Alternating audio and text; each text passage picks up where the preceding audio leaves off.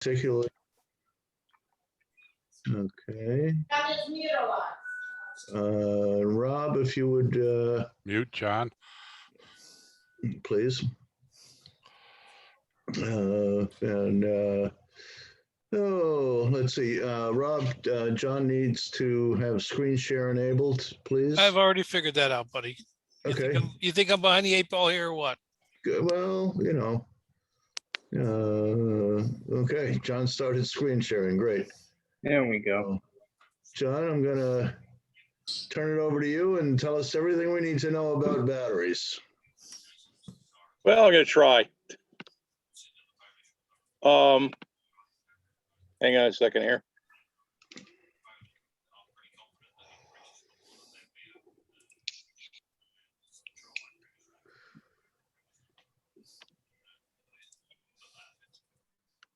Okay, got audio now? Yes, you're good to go.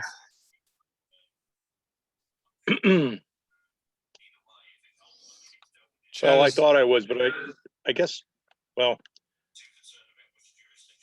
You're good All to go.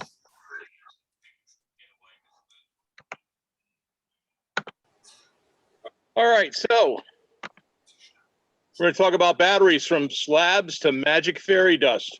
You can thank John for that one. Magic fairy dust. All right, so battery types we've got primary. Everybody's familiar with those, AA, C, D. They come in a huge variety of sizes, all the way up to monster 12-volt lantern batteries. They're nice. They're easy to use. The biggest problem with them is you use them once, you toss them. So for tonight's purposes, we're going to be talking primarily about rechargeable batteries. There are multiple uses. They come in many sizes and they come in many chemistries. We'll start off by talking about the different chemistries here. They're nickel-based, nickel cadmium, nickel metal hydride. Everybody's familiar with those. Those were in the earliest handy talkies. And you could build up a good-sized pack for portable operations. They came in D-size cylinder cells. You could build I built up a 10 amp hour pack out of them. The biggest, and there were problems with them. We'll discuss that in a little bit. There are a lot of lead-based chemistries. They all share lead. They all share sulfuric acid. The biggest difference between them is the electrolyte. You've got wet cells like in marine batteries, deep cycle. Those need to be maintained.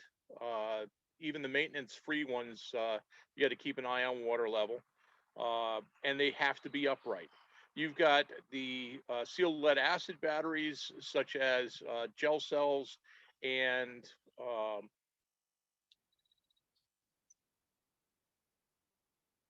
boy, having a senior moment, guys. Sorry. Gel cells and AGM. The biggest difference between the gel cells and the AGM, they both use a gelled electrolyte. The gel cells use a plain lead plate, whereas the gel, they have to be kept upright. They're kind of picky about positioning. AGM batteries, on the other hand, not so much. They use a fiberglass mat that's saturated with the electrolyte between the plates in the battery, and they can be laid on their side. They could be upside down. They're the preferred battery for aviation use, mainly because they don't care which way they're positioned. Lithium metal, everybody's familiar with those. There's little lithium ion batteries that are in your computer, in your phone. You see lots of lithium batteries in the hobby industry, on the hobby side. RC modelers use them in planes and boats and such. And then you've got exotic. For the most part tonight, we're going to be talking about the lead base and the lithium metal base. We'll talk a little bit about the nickel base, but most people don't use a nickel based batteries all that much anymore.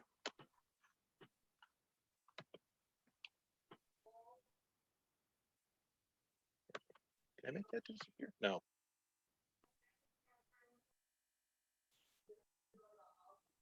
I got a bar here on top of my screen. I can't see what the stuff's.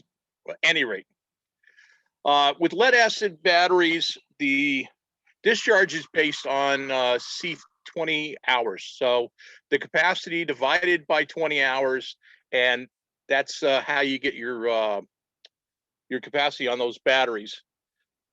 The charge voltage 13.8. Once they're operational, the discharge voltage usually drops down to about 13.2 and slopes down from there. And the fully discharged voltage on those batteries is 10.5 volts. And so if you've got a 100 amp hour battery and you want to rate that, you would be discharging it for 20 hours at 5 amps until it reached that cutoff voltage at 10.5 amps. One of the things that you'll see is the capacity drops off dramatically at higher discharge currents. And I'll show you that on a chart in a minute. Depending on the battery, they're rated, it's mostly a game by the manufacturer. They want to rate the battery higher, so they'll drop down the cutoff voltage, sometimes to as low as 10.5 volts. The biggest problem with that is if you discharge batteries, lead acid batteries, much below 11 volts, you shorten the life considerably over time. The safest voltage is at 11.5 cutoff. 11 is pushing it, but the biggest problem that you're going to find, especially if you're using lead acid batteries for amateur radio use on HF, if you're pulling a lot of current and the voltage drops as you're using it, you're going to drop the voltage to a point where the phase lock loop circuit stops functioning. Depending on your radio, for the most part, the phase lock loop circuits are pretty much looking for 12 volts. Once you drop below 12 volts, they stop doing what they're supposed to do and you go off frequency. So the pros on these batteries is they're cheap, and you guys know, hams are cheap. They're great for long-term low current discharges, and they're good for about 200 to 500 deep cycles. Again, it depends on how nice you are to the batteries. Cons, they're heavy. They have low weight to power. They're filled with a caustic liquid. You got sulfuric acid in there. And they also have a heavy metal, lead. So disposing of them, you've got to take it to a recycler. They have a very high internal resistance. This hits you two ways. One, they tend to discharge just sitting there because of that high internal resistance. And because of the high internal resistance, when you increase the load, the voltage dropped dramatically. High discharge rates end up hurting the battery long term. The more high current discharges you have, and the lower you drop the discharge voltage, the more you're going to damage the battery, and you're going to end up shortening the life. And over discharge definitely will damage the battery. If you drop the voltage, say down below 9 volts, it's very difficult to recover the battery after that point.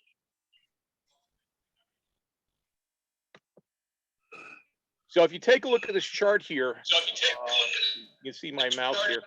So this 0.05 CA, this is for a 34 amp hour battery.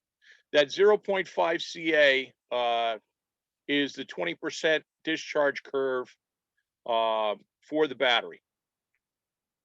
And you can see that it lasts out to 20 hours at that low discharge current. If you look over here at the 3CA, that is a 90 amp discharge.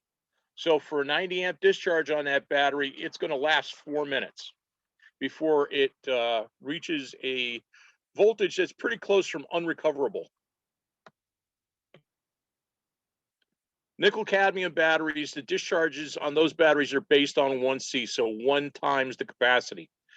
You can discharge a 100 milliamp hour pack at 1000 milliamps, and it'll discharge over the course of an hour before it reaches its discharge voltage. If you up that to 4000 milliamps, it's gonna it should last about 15 minutes. They are inexpensive. They're not horribly heavy. You can make big packs out of them. They have a moderate internal resistance, but they still have a high self-discharge rate. You leave these sitting around, you lose about 25% of the total charge over the course of about 60 days.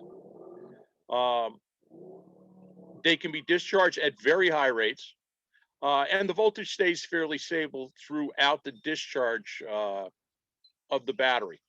And they're good for between 100 and 500 charge cycles. Again, it's going to depend on how nice you are to the battery. Higher currents, you're going to have lower cycle life. The cons are they're made with heavy toxic metal.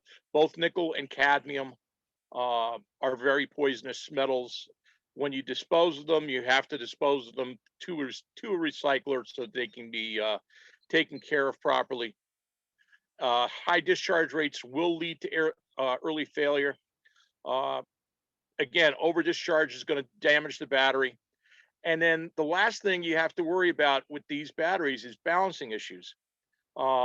If you buy pre-made packs, the manufacturers are very careful to match batteries so that you have batteries that are fairly close in tolerance one to the other. If you just go and grab 10 nickel metal cells to make up a 12-volt pack, and you don't compare them to make sure that they're all similarly of similar age, of similar capacity, one of the things that happens is the batteries go out of balance. When you charge them up, it looks like you got a good pack, but you've always got that one straggler that's not charging the way it should. And then all of a sudden your pack just dies about 10 minutes in, and you're wondering what happened. You had a fully charged pack, and now all of a sudden it just crapped the bed on you. So for that reason, I got away from using anything with the nickel-based chemistries. Lithium cells, again, are based on their capacity is based on a 1C discharge. Charge voltage on those varies depending on the makeup. So for lithium ion cells, they're 3.6 volts per cell. For your lithium polymer cell, they're 3.7 volts per cell. Discharge voltage, regardless of the type of battery, is going to be 2.8 volts per cell. If you discharge a lithium battery below 2.5 volts per cell, you will never recover that battery. That battery's history. Again, same thing. So if you've got a 1000 milliamp pack, you're going to be able to get 1000 milliamps for 1 hour out of it before it reaches that 2.8 volts per cell.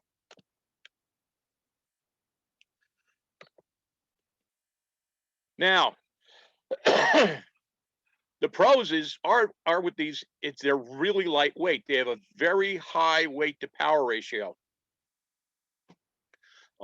They have very low internal resistance, which means they have very low self-discharge, and they can be discharged at high rates. The hobby guys discharge these batteries at 20 to 40 C when they're flying airplanes. The cons, again, they're made with a toxic metal.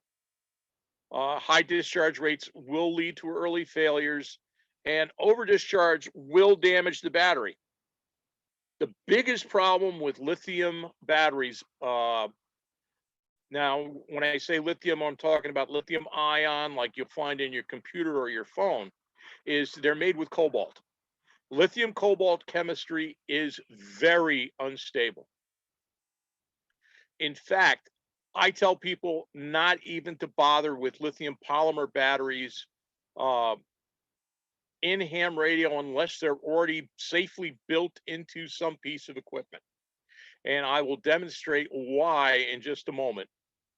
High discharges can shorten the life. One of the things that the RC hobbyists learned early on is the batteries that they were using in their airplanes, if they were using them as they were using them for flight at high currents, the heating of the battery caused them to fail. They puffed up. That high discharge can shorten the battery life. And the scariest thing is lithium polymer can be damaged by impact. I have a buddy of mine who had an 817. He was using lithium polymer hobby cells thrown into the pack to run the radio. And it scared me because I knew one of these days he's going to bump into things and he was going to end up with a fire.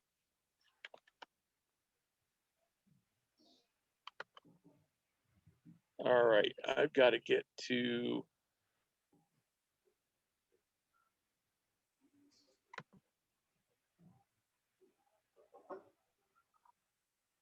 There it is.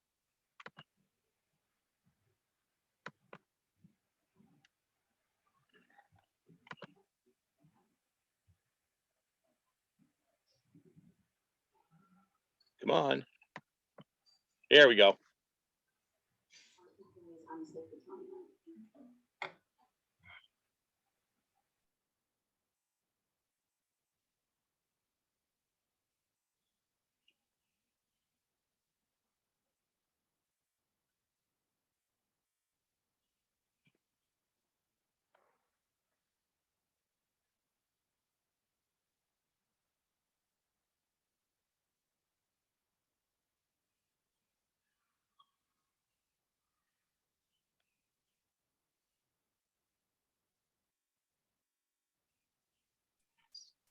Still with us, John? What was that? Brian, no. You still with us?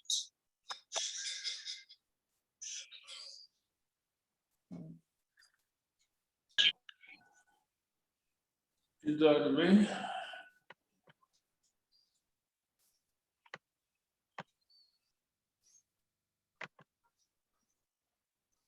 Yeah, he's still here. Let's get back here. John, N1, no, John, N1OLO, not you, John. Yeah, what's up? Oh, just checking. I want to make sure you're still here. Yeah, did you guys see the YouTube video? No, I didn't see it at all. Oh, shoot. Okay. I'll post up a link later so you guys can watch it. We saw your PowerPoint presentation assembly page. All right. Is the PowerPoint up now? I see Magic Fairy dust batteries with nothing else. Okay. This is what John wanted me to talk to you about today, the Magic Fairy dust batteries. Okay. Again, discharge is based on 1C. Basically the same as the regular lithium ion batteries. So a 20 amp hour battery will discharge at 20 amps for about 1 hour. And you can discharge that pack at 40 amps for about 30 minutes. So the pros on these, they're very lightweight. They got a high power to weight ratio. They're very low resistance, low self-discharge, and very long storage. These batteries can be stored for upwards of a year with only about 1% loss of the charge. They have a very consistent voltage across the discharge. They start out fully charged at about 14.4 volts. That drops quickly off down to about 13.8 on the initial discharge. or the initial start of the charge. But it stays above 12 volts almost the entire time the battery is discharging, about 90 to 95% of the charge cycle, which means your radios are going to be really happy running on them. Even when you draw high current, the voltage does not drop significantly. They can be discharged at high rates. They have a very long life cycle, 2,000 plus charges. And lithium iron phosphate chemistry is very stable. You can take one of these batteries, take a nail, run it through the pack, and basically all you've done is ruin the pack. They don't blow up, they don't burn. The cons on these, yeah, your initial investment can be kind of high. Over discharge will damage the battery, but for the most part, the lithium iron phosphate batteries that you can buy on the market now all have a battery control module built into them to protect them. So this shows you a chart of a discharge curve on a 36 amp hour lithium battery. You can see it starts out at about 13.4 volts here. The voltage stays above 12 volts through most of the discharge. And then, correction, it's a 9 amp hour battery, a 10 amp hour battery. It stays above 12 volts until it hits about 9.95 9.95 amp hours, and then it drops right off. You can see this this knee. But up until this point, almost every radio that you have is going to be very happy running.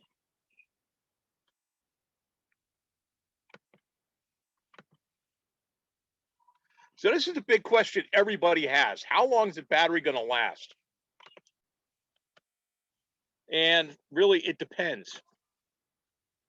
You have to look at your power consumption. How much are you going to be drawing? What kind of radio are you going to be running? You have to take into consideration the transmitter current, the receiver current, both on standby and when you're actually receiving a signal, and what motor you're running. You're going to get more life out of a battery running CW than you are running AM or FM. Sideband, CW, those are intermittent modes. You know, you will be drawing less power than you would, say, running a RIDI station. And again, it's going to depend on your operating style. Are you going to be transmitting more? Are you going to be receiving more? Is it going to be around 50-50? Are you running a contest station? Are you passing traffic? Are you standing by for a Skywarn net? The other question I get all the time is how big a battery do I need? And you have to answer a bunch of questions for yourself. What is your power consumption going to be? And I'll show you how to calculate that all out in a minute. How long do you want to operate? You know, are you just going out for a couple hours to sit at a park bench? Do you want to run all a field day? Do you want to plan for a 24-hour power outage? Big question you have to ask yourself is how much weight are you willing to carry? If you're going into a park and you're going to be parking your car someplace close by, that's one thing. If you're going to be hiking and doing a mountaintop thing, you're sure as heck not going to want to be carrying a 100 amp hour battery. So this chart gives you some weight comparisons between a sealed lead acid battery and the lithium iron phosphate batteries. At a 3 amp hour, the SLAB weighs 3 pounds. The lithium iron phosphate battery barely doesn't even weigh a pound, about 3/4 of a pound. 9 amp hour battery, 5 pounds for the SLAB, 2.6. So it's going to be about a little bit, it's going to be about 1/3 of the weight of a sealed lead acid battery.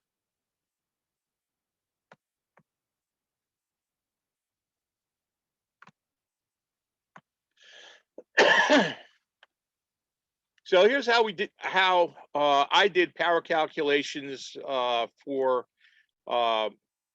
figuring out how big of sealed lead acid battery I wanted for my station. I wanted to do a 24-hour operation.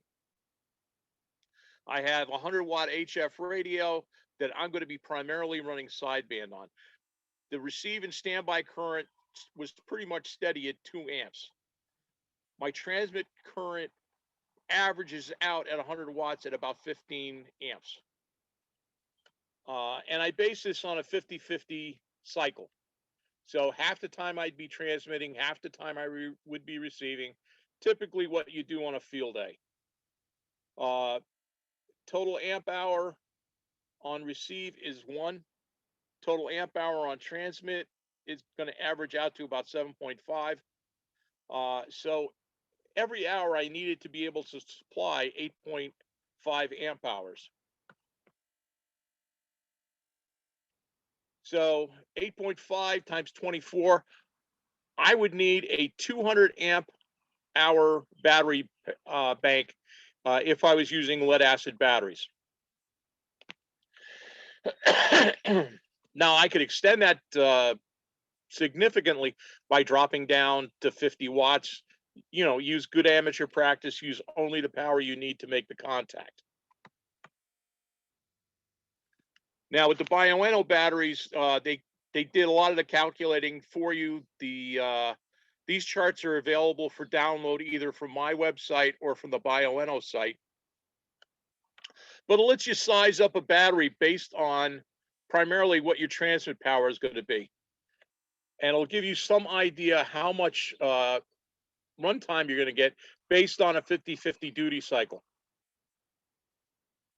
So we'll go down here to the 25, well, we'll start off with 5 watts for a QRP rig.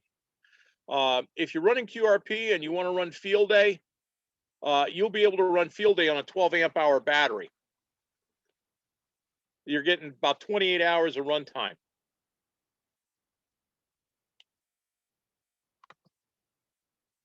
If you want to run 100 watts, you could do field day 100 watts with a 100 amp hour battery.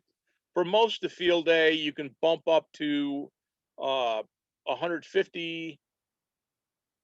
Yeah, with a 150 amp hour battery for field day, you can run the entire field day with one station on one battery at a 50-50 duty cycle. 80-20, it's going to work out the same. You're going to have 80-20, figure a bicycle road race where you're listing most of the time. 5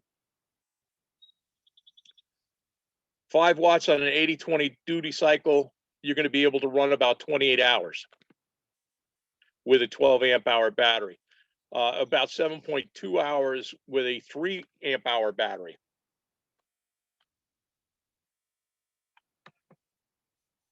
And again, you know, just follow out the chart, figure out what your power output's going to be, and you can size up a battery that's going to fit your application. And one thing you want to remember, at least with the N1OLO batteries, they're rated for 1C, continuous use. They can be used at up to 2 times the battery's rated capacity current-wise. So if you have a 15 amp hour battery, you can draw up to 30 amps from that battery without triggering the over current protection on the battery.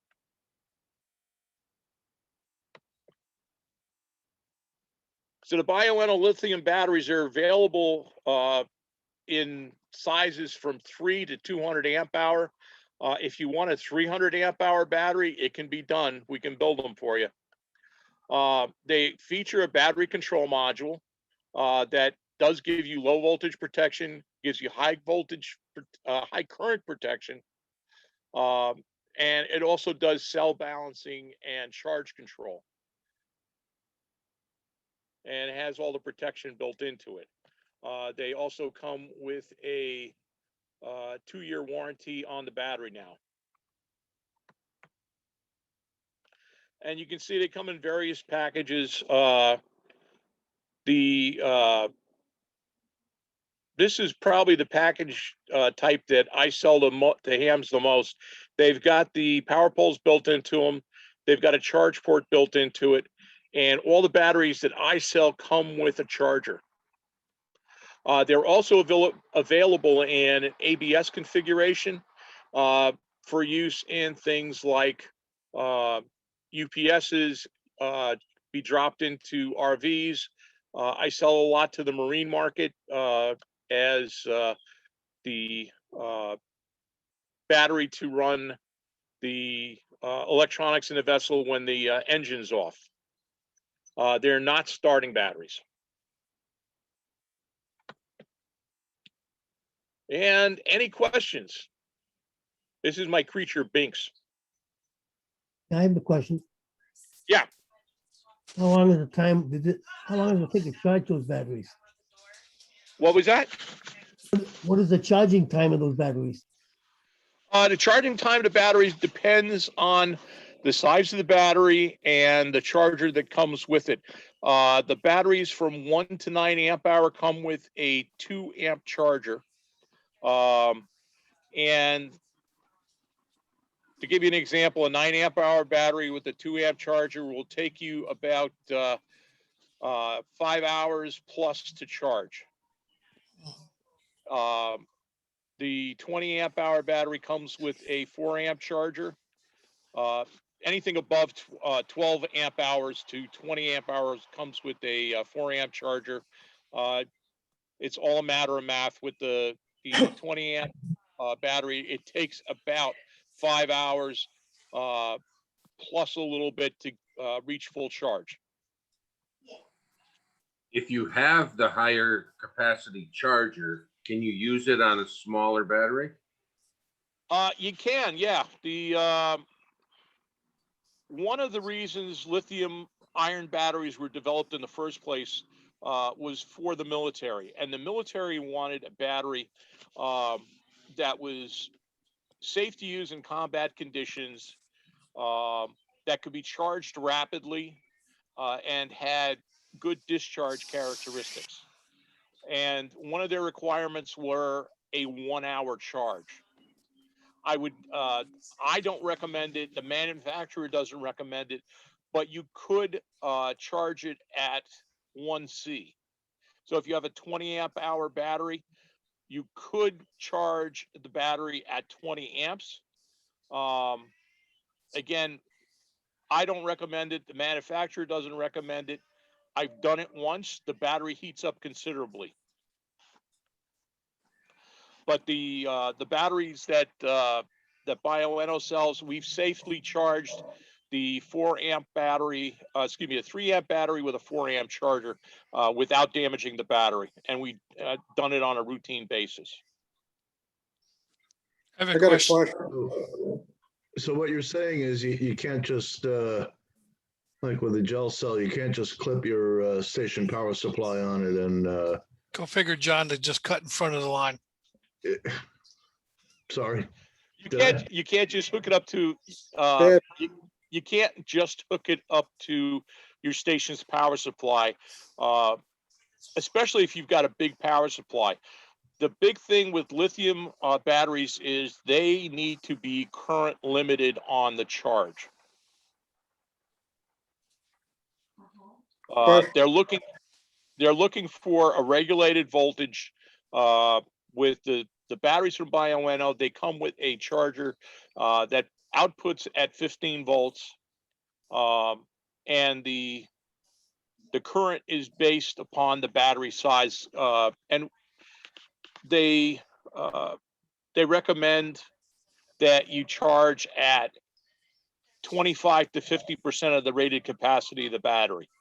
In terms of current, What's that? in terms of current, In terms of current, yeah. So if you have a 20 amp hour battery, they're recommending 5 amp charge max. You could go as high as 10 amps, Got it. but the supplied charger is going to be a 4 amp charger for that particular battery. And again, it's a safe, consistent way to charge it. Mike, you had a question? I had a question too. Mike, oh no, it was Paul. Paul, go ahead. Yeah, I worked a lot with K2 batteries and specifying them. They used to use lithium ion in telemetry systems for cellular networks. And the question I had for you, right now I have a K2 12 ampere hour battery. So how much is a fully balanced protected battery pack do you sell for 12 amps? Can you ask that again? Sorry, I missed something. In other words, your protected battery packs, okay? Right. In other words, you got cell balancing built in, you got fuse protection, you got overcharge protection, and you got full discharge protection. A 12 amp hour, 12 volt, how much do you sell that for? Oh, 12 amp, 12 volt.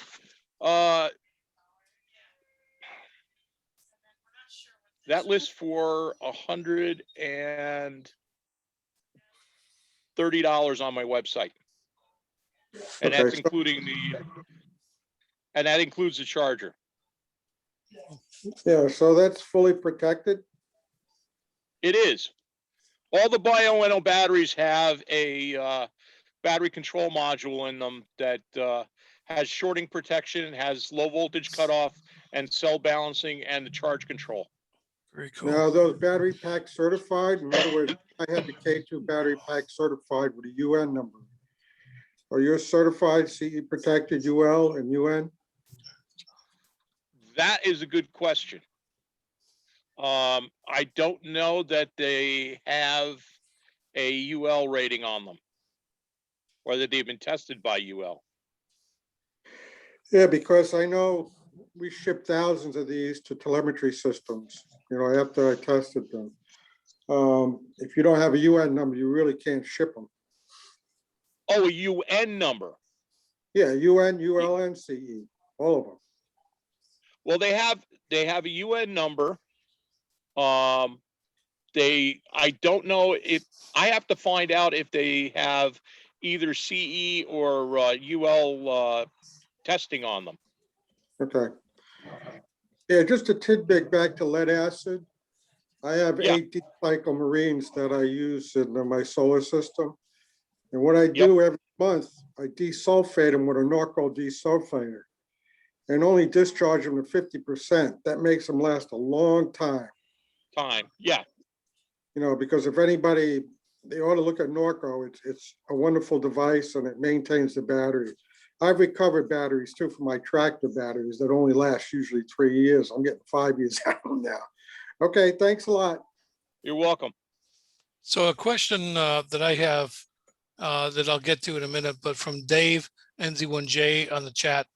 How do we interpret the LiFePo4 discharge table?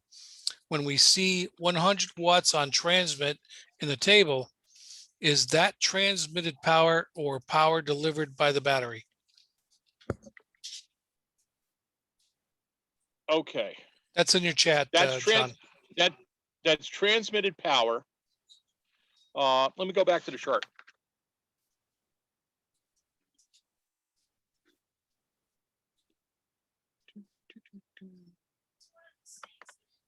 The cat's looking at me like, what are you looking at me for?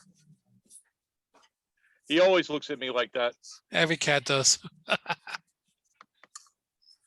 Okay, so we're looking at 100 watts, and that's based on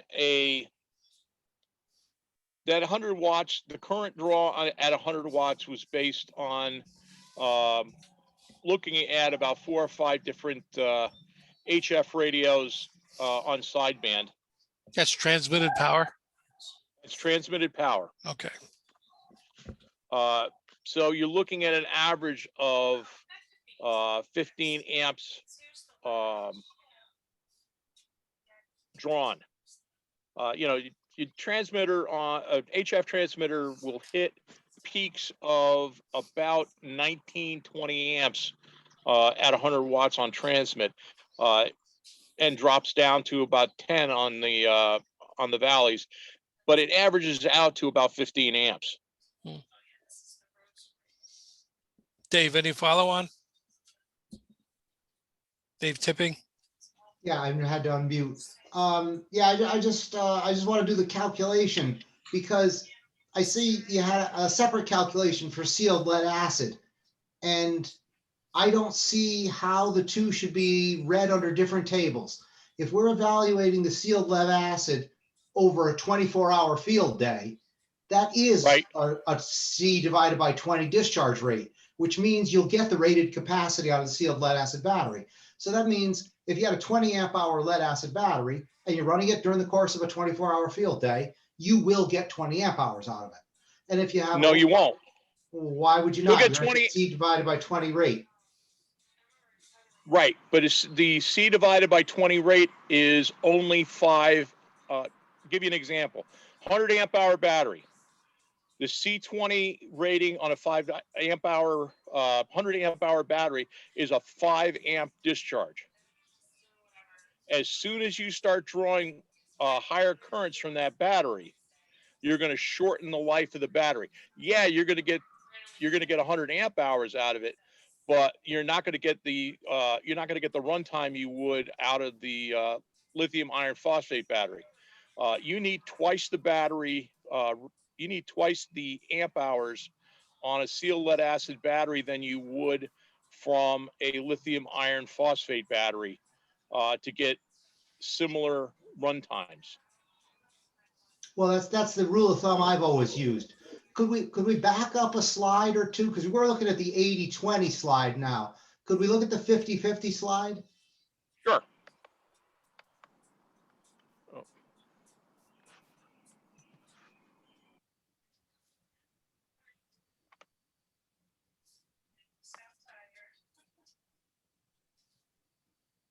I thought there was a 50-50 slide for the There is. bioethanol. There is. Stand by. There it is. I gotta see it. 22. There you go. Okay, so in the entry where we have 100 watts on transmit, it says that we're going to get 22.8 hours out of a 100 amp hour battery. Correct. Okay, so now if we look at a sealed lead acid, a same 100 amp hour battery, it should come up around 11 hours. About that, yeah. So if you back up another slide or two, I think you've got the calculation for the sealed lead acid there. Oh.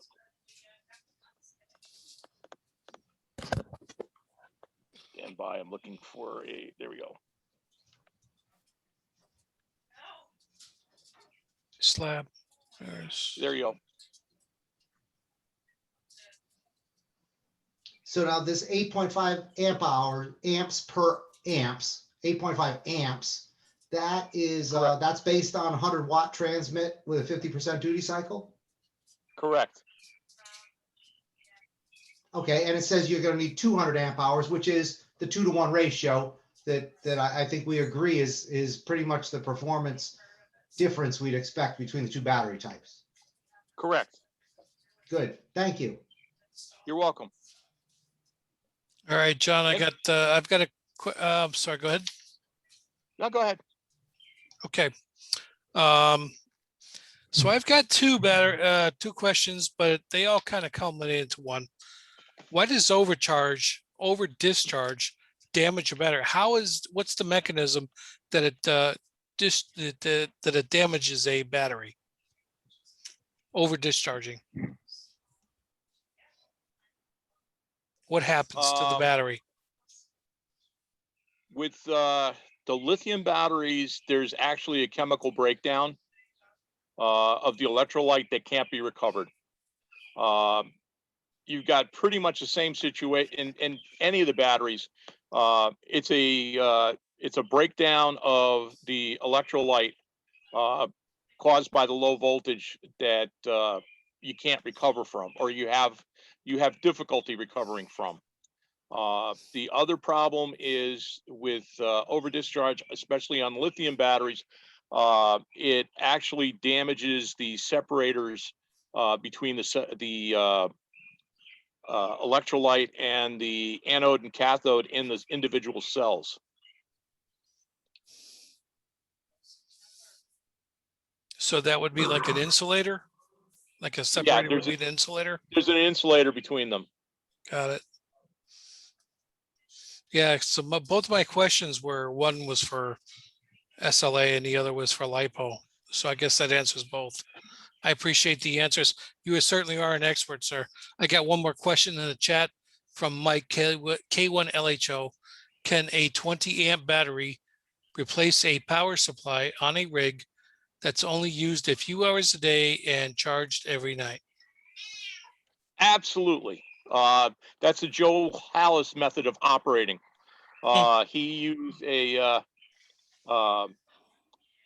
a seal lead acid battery with a battery tender to charge it in between times when he operated. So absolutely, you can use a 20 amp battery to operate a couple hours a night without any issues at all. Mike, any follow on? Unmute yourself, buddy. Yeah, so if I operate like me, half a dozen, 10 hours a day, but intermittently on and off, and it's always on a charger, it should work quite well that way. Absolutely. Very cool. What a great presentation. Anybody else have any questions? I had one in the chat there. Did you miss it? I didn't see it. I saw it. Go ahead. No, I didn't see it. Go Okay, ahead. I'll just say it. I saw or heard, is it lithium ion or lithium iron? Are they two different things, or am I just seeing or hearing it wrong? Okay. It's all lithium ion. The difference between the three of them, lithium ion is typically what you will find in a computer. It's a what they call a prismatic cell. It's built into a metal can.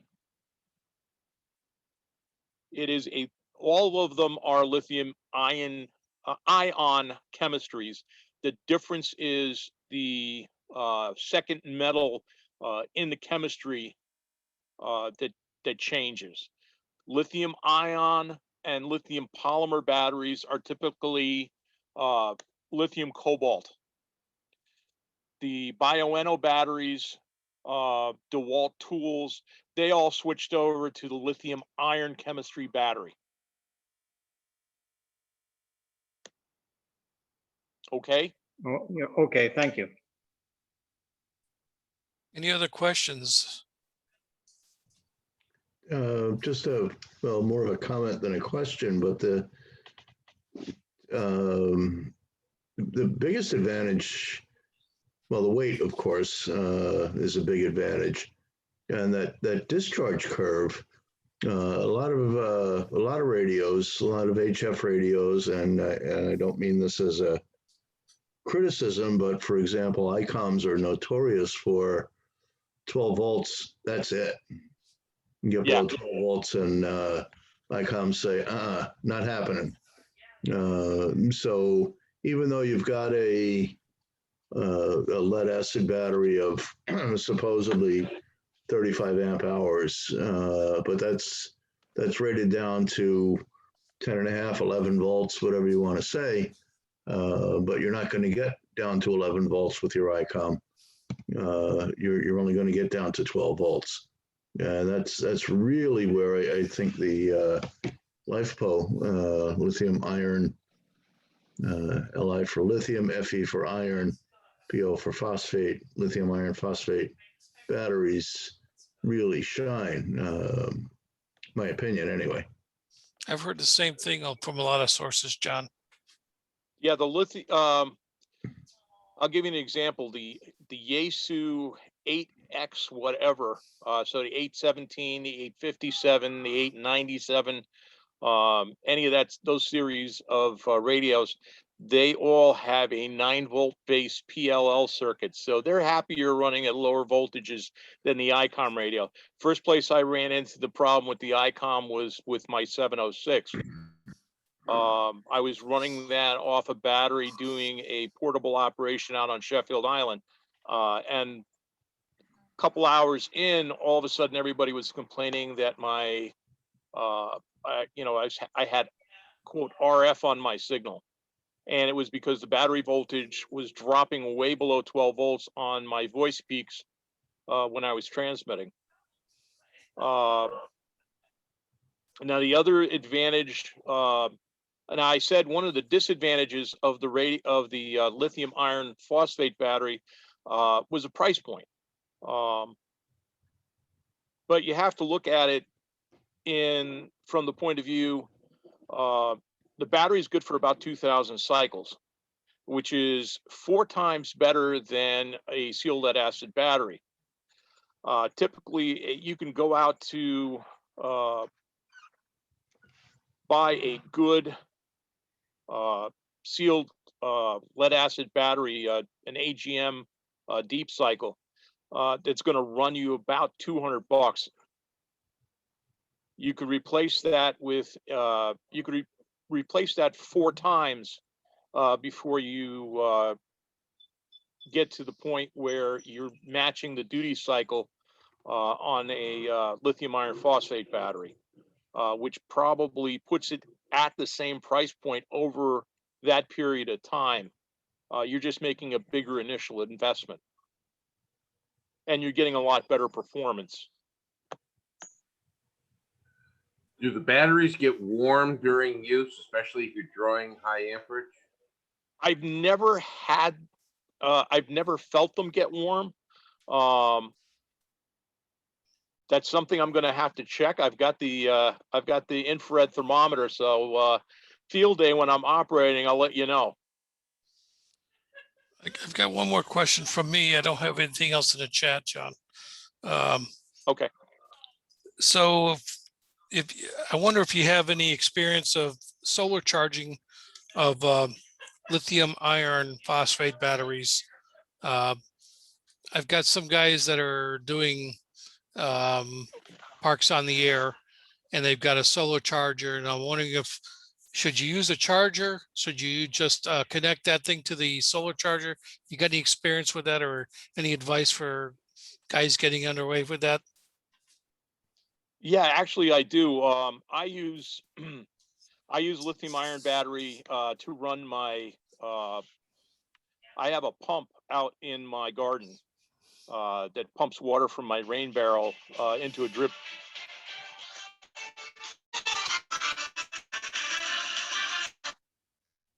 It pumps water from my rain barrel into my garden and feeds my drip irrigation system. Cool. There's a 100-watt solar panel there charging a 20-amp battery. The one thing you have to have is a charge controller that's compatible with the lithium iron profile. So if you just connect, for instance, solar panel up to a lithium iron battery, the first thing you're going to do is you're going to trip out the battery control module. If it sees a voltage higher than 15 volts, it knows it's going to damage the battery, so it cuts off. Typically, solar panels put out about 22 volts unloaded, 17 volts working voltage. That has to go into some type of charge controller, and there are a number of them on the market. N1OLO has some really nice ones. It's the low end on those starts at about $50.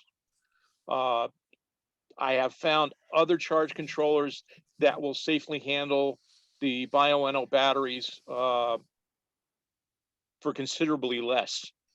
One of the ones I use out there, I found on AliExpress for $30. You just have to hunt around. Very cool. Yeah, that answers the question completely. So yeah, I've got a solar panel set up that's portable, But I also purchased it's just a circuit module or a circuit board that does, it could do a bunch of different battery technologies, but one of them is LiFePo4. So it puts out Okay. 14.8 or 14.9 volts for 5 amps. So that's well within the charge profile you spoke of.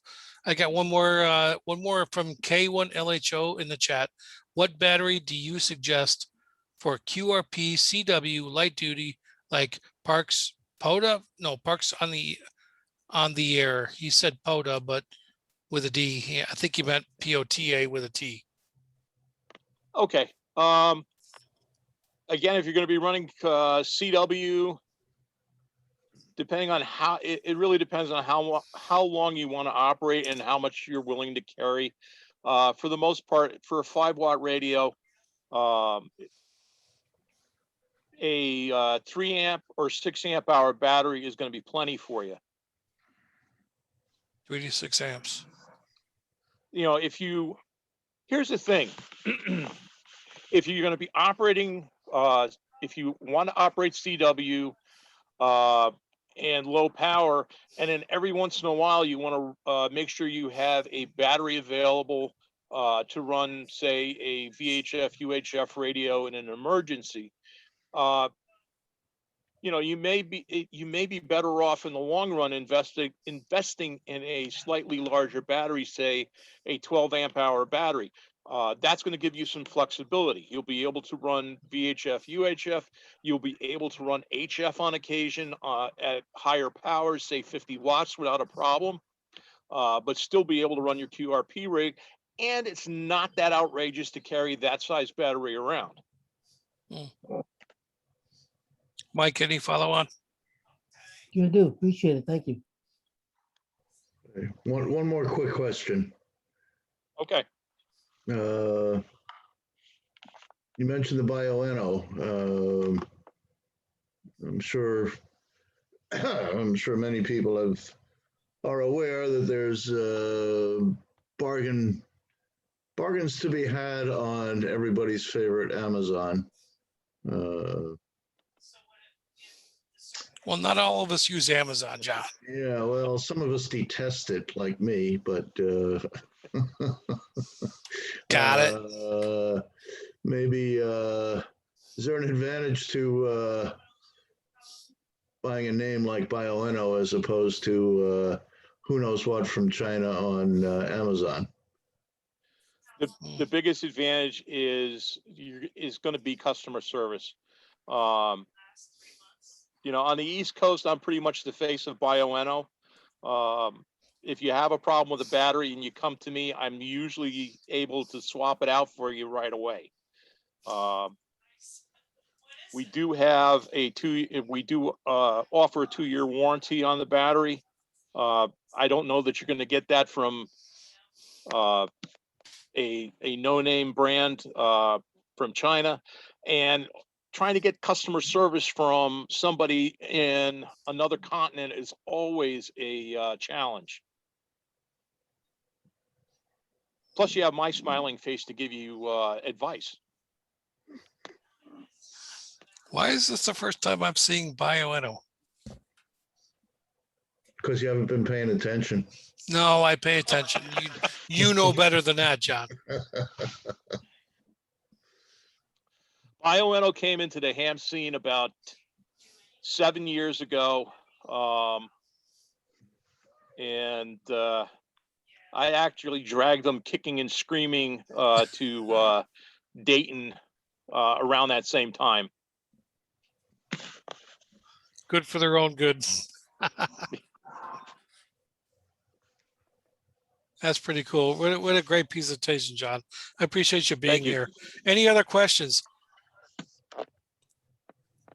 John, could you post your website in the chat? I just looked it up on my favorite search engine, and I won't say Google because that is not my favorite search engine. But I just looked it up and it brought me right to you. So I'm trying. Rob, you like altavista.com? I like Metacrawler.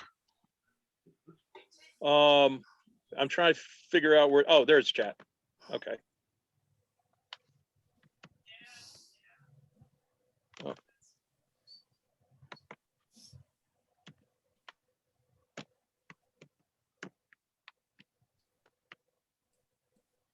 What a great idea to have a power There source you go. presentation on, John, if we Sure. buy a battery from Bio-N.O, how long does it take to ship? Well, I'm the largest stocking dealer on the East Coast, so if you're buying a battery from me, it'll ship the same day. If I have it in stock, I have batteries in stock up to 50 amp hours. and we get a discount for being a Mark member, or what's the deal there? Yeah, we can work something out. Awesome. I'm Give you teasing. guys, I can give you 10% over what's listed on my website. Thanks, John. Best thing to do is if you're looking at buying a battery, send me an email. Tell me you saw the presentation. What I'll do is I'll send you out a PayPal invoice with the discount built into it. What's better than that? Oh my God. So is Ham Source your company or is Bio-N.O your company? AmSource is my company. I am a dealer for Bio-N.O. Okay. That explains it.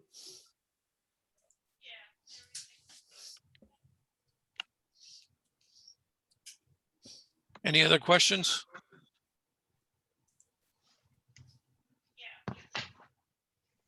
No All right, other guys. Well, thank you questions. for having me. Thanks for coming on there, John. John, great Alrighty. job. Thanks for coming. Very interesting and informative, and I think a lot of us learned something. So I thanks. learned a lot, John, and I know a lot, but I learned a lot. Great presentation, John. Thank you. I Thank enjoyed you, it too. guys. Thank you. Thank Yeah, you. very good. Alrighty. Thanks a lot. Thanks for inviting me, John. Thanks, John. Good to see you. And take care. I'll catch you down one of these shows somewhere. All righty. See you in Sussex, I guess, right? Definitely. Yeah, good. That's a good show. All right, guys. Take care. All Good right. night.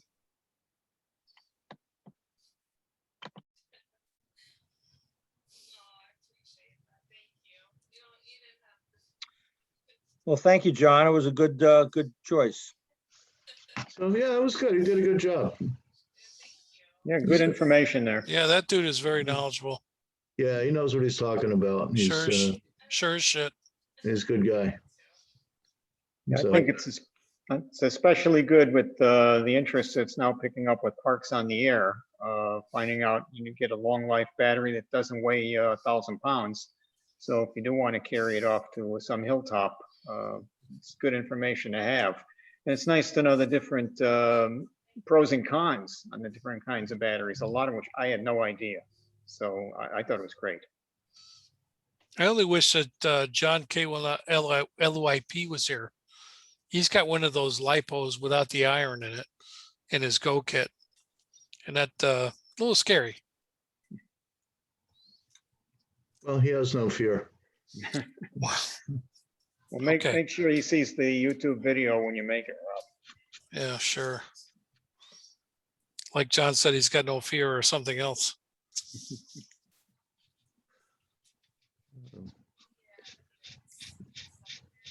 All right. Oh, there's the Grand Poobah himself. I've been here all hour. Yeah. I did not say that. You know, all the things that have been said to me, Grand Poobah is one of the nicer ones. That's not a problem. Please continue to use it. Drop all the other ones. Oh no, we like the other Whoa, ones. no, we like the other ones too, John. There, Ed. There you go. Ted, you look like you're in a men's room at No, the subway in New York. no. Actually, album probably cover. not because the handwriting's too neat. So DC Concert Center. Yeah, sure. Cap Center.